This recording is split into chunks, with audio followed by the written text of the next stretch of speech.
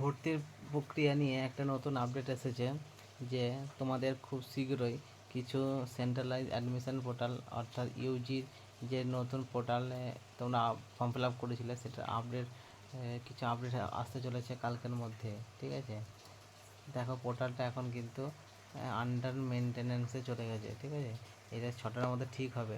এটা সম্ভবত ওবিসি যে মামলাটা ছিল কালকে, এস ওবিসি এ এবং ওবিসি বি কিন্তু আপডেট করার জন্য কিন্তু এটা দেওয়ার জন্য কিন্তু কাজ চলছে। ঠিক আছে, তোমরা কিন্তু রেডি থাকো, কাল থেকে তোমাদের ওবিসি এ ওবিসি বি যারা মানে ছিল না সেটা আপডেট সার্টিফিকেট দিয়ে আপলোড করার অপশানটা কিন্তু আসবে। ঠিক আছে, তোমরা কিন্তু এটা পোর্টালটা কিন্তু এখন পুরোপুরি বন্ধ আছে। ঠিক আছে, পোর্টালটা কিন্তু কালকের মধ্যে এটা খুলবে। ঠিক আছে।